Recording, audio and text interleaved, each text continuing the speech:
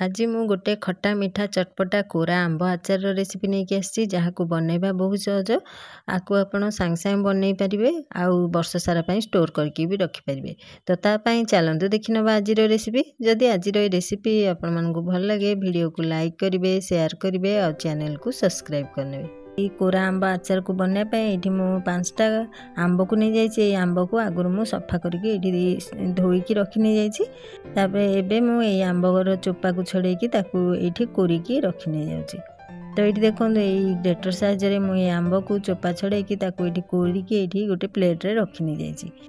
आपको मुझे छाड़ी दूसरी। ये गैस उपर गोटे कड़े बसई नहीं जाइए। भितर ये मुझे हाफ टेबल स्पून हम पान मधु देदेली, हाफ टेबल स्पून जुआणी देदेली, हाफ टेबल स्पून मेथी को देदेली। तो ये सब को देकी टिके हल्का भाजी नहीं जाऊँगी। गैस फ्लेम को मीडियम टू स्लो भीतर रखिकी आपको एमती भाजी ने टिके हल्का तार कलर चेंज हवा पर्यंत टिके बेसी समय भाजबेनी, नले ये पिता भी लगे बेसी भाजी देले टिके हल्का भाजी ने जमती कि आम आपको गुंड कर तो सहीपरी आपको भाजी ने। ये देखो कि समय एपट सेपट कलापर तार कलर चेंज होगा, ये भाजी होगा। मुझे काढ़ी गोटे प्लेट रखी नहीं जाऊँगी। तो प्लेट रखिकी ठंडा होगापाई छाड़ी दूसरी। ठंडा हो सारापर मुझे गुंड करनेबी। तो आपको मुझे ठंडा होगापाई छाड़ी दूसरी। तापर से कड़े मुझे जो आंब को कोरिकी रखी से आंब को ये मुझे दूसरी। आंब को दे सारापर ये मु स्वाद अनुसार लुण देदेली। ता साथरे ये मु हल्दी हाफ टेबल स्पून देदेली। तापर ये देखो ये आपड़ जी मीठा पसंद करती से हिसाब रे मीठा को देबे। जदि आंब टिके बेसी खट्टा हो तो से हिसाब रे मीठा को आपड़ कम बेसी करें। तो ये मुझे आंबटा टिके खट्टा बेसी अच्छी तो से ये मु गोटे गिना चीनी दे दूची। ता साथरे ये मु हाफ गिना ये गुड़ दे दूची। गुड़ को आपड़ चाहिए कोरिकी नहीं पारे, किंतु मु एमती गोटा ही पके दूची। आम जिते आपको कुक करवा ये ता भितर मेल्ट भी हो। तो ये सब जिनस को देकी भल भाव में मिसई नहीं जाऊँगी। गैस फ्लेम को मीडियम टू स्लो भीतर रखी ये आचार को यहीपरी कुक करने। तो जे पर्यंत ये गुड़ पूरा भल भाव में मेल्ट न होपरी चलाउे आ पूरा छाड़देवेनि।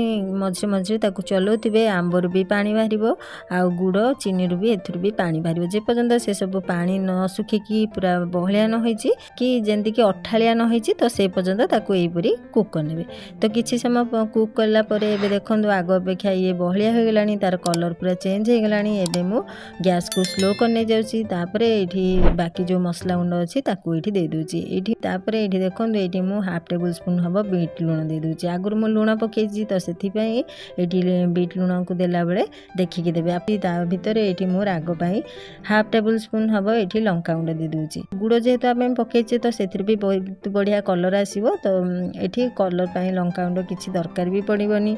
तो मुझे केवल राग पाई हाफ टेबल स्पून हम लंका गुंड दे दूची। आ साथ ये जो मसला को मु भाजिकी रखी से मसला को ये गोटे ग्राइंडिंग जार देकी गुंड करने जाइए। से मसला गुंड को सब दे दूची। ये सब को देकी भल भाव में मिसई नहीं जाऊँगी। आ किसी समय एमती कुक करने जाऊँगी।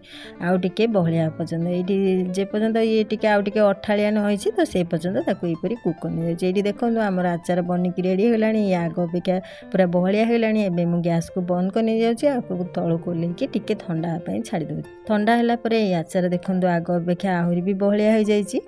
केते जल्दी बनीगला। आपड़ ये देखिपे एमती आचार को बनई कि आप स्टोर करके भी रखिपारे। ये मुझे गोटे गिनारे सर्व करके देखुची। देखूँ देखा केते सुंदर लगुच।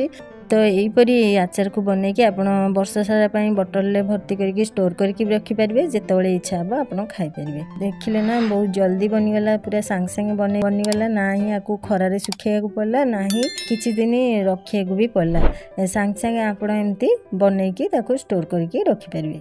तो यहीपरी ये आचार को बनई देखो आपको बहुत ही पसंद आसो। यहीपरी बनइबे रेसिपी को। आज रेसिपी भल लगे वीडियो को लाइक करेंगे, शेयर करेंगे और चैनल को सब्सक्राइब करने।